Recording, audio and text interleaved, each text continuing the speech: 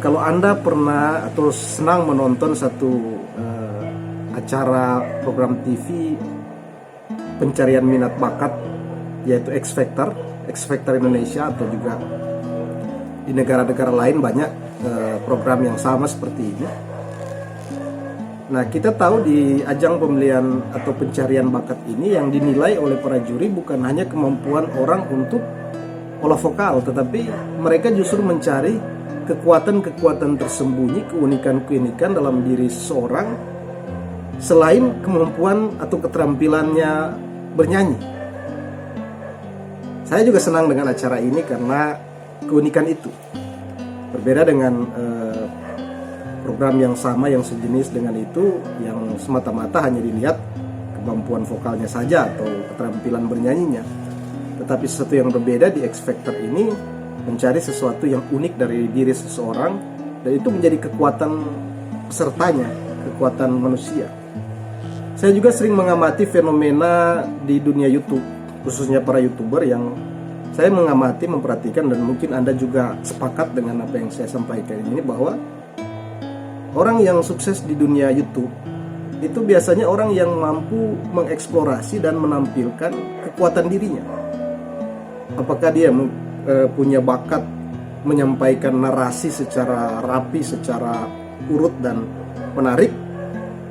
Nah, biasanya dia akan punya audiens atau penggemar yang besar, yang cocok dengan atau menyukai narasinya, dan itu kekuatan dirinya.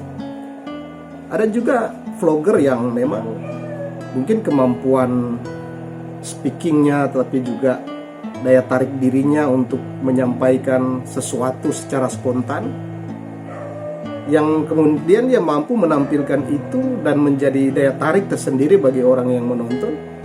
Kemudian akan banyak penggemar yang menyukai dia dan mengikuti akunnya, dan sesungguhnya dia menampilkan kekuatannya itu. Di samping itu banyak sekali tentu talenta-talenta manusia yang memang ini diberikan oleh Sang Pencipta sebagai, ya bisa dibilang sebagai identitas atau kekuatan diri kita, keunikan diri kita yang membuat kita berbeda dengan orang lain. Nah, Anda pun pasti punya hal itu, punya faktor X-nya. Seperti saya juga, ya selama ini yang saya pahami ada beberapa kelebihan saya, tetapi saya tetap masih dalam proses terus mencari kekuatan lain yang tersembunyi, yang belum saya eksploitasi untuk dimanfaatkan dalam rangka memberdayakan diri saya. Karena saya memahami selama ini setiap manusia itu diciptakan sebagai makhluk spesial, makhluk yang luar biasa, yang diberikan kemampuan-kemampuan, talenta-talenta yang membuat dia bisa eksis di kehidupannya dengan kelebihan-kelebihan dan keunikan-keunikan itu. Dan secara umum orang yang mampu menampilkan kemampuan dan kekuatan dirinya itu, dia akan sukses. Atau ya mungkin muluk-muluk lah saya menyampaikan istilah sukses. Katakanlah ketika setiap orang mampu menampilkan kekuatan dirinya yang unik itu, maka dia akan memberi nilai terhadap kehidupannya, memberi nilai tersendiri terhadap orang di sekitarnya, atau mungkin memberi manfaat bagi orang lain. Ya mungkin lah kalau memang dalam dunia kerja dia menonjolkan kekuatan dirinya, keunikan dirinya, dia sukses secara finansial misalnya. Dan ini menjadi, sebenarnya menurut saya ini menjadi pekerjaan rumah kita untuk berpikir dan mencari yang kemudian kita kenal dengan pencarian jati diri, mencari tahu apa sih sebenarnya,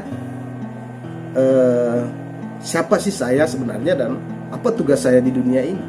Kemudian kita mulai mengamati kekuatan-kekuatan diri kita, talenta-talenta yang dititipkan Sang Pencipta. Dan bila kita sudah memahami dan mengetahui, kemudian kita berjalan di rules itu dan mengetahui apa tujuan hidup kita, maka kita akan berhasil atau kita akan sukses.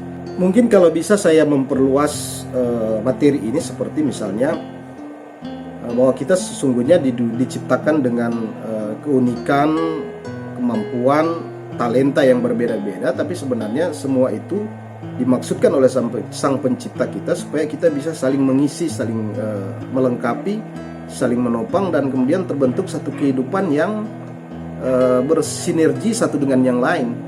Dan saya pikir itu memang yang diharapkan sang pencipta bagi kehidupan di bumi ini. Sehingga kalau kita perhatikan ada orang yang inginnya maunya sendiri, jalan sendiri, keputusannya sendiri, dia sulit untuk berhasil orangnya. Karena dia tidak diterima di dalam komunitas apapun. Tetapi kemudian orang dengan bakat khususnya, dengan talenta uniknya, berpadu, berkolaborasi dengan orang lain dan membuat sebuah kekuatan secara tim, dan itu berhasil. Itulah sebabnya banyak model usaha sekarang sebenarnya adalah model usaha bersama. Contoh perseroan terbatas itu kan dilakukan oleh beberapa orang yang bersepakat untuk membuat satu usaha, menjalankan bersama dengan pembagian hasil yang sudah diatur, dan itu punya peluang keberhasilan lebih besar dibanding kita membuat usaha, membangun usaha secara mandiri, secara sendiri, tanpa bantuan orang lain, kekuatan sendiri saja, itu tidak mampu.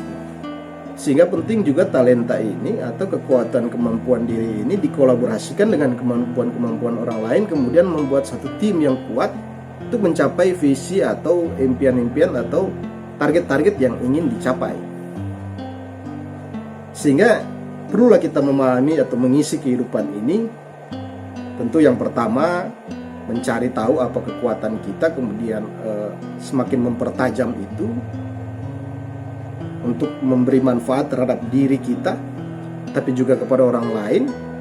Tetapi selanjutnya tugas kita, setelah kita mengetahui apa kemampuan kita, kita juga bisa membangun kekuatan yang lebih besar dengan berkolaborasi dengan orang lain yang punya kekuatan, punya kemampuan yang tidak ada pada diri kita.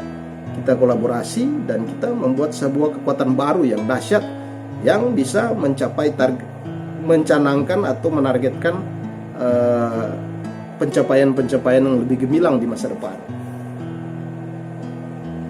Ya, hanya sederhana ini, semoga ini bisa dipahami dan memberi inspirasi dan memberi manfaat juga buat Anda. Terima kasih atas kesempatan menonton ini. Sampai jumpa.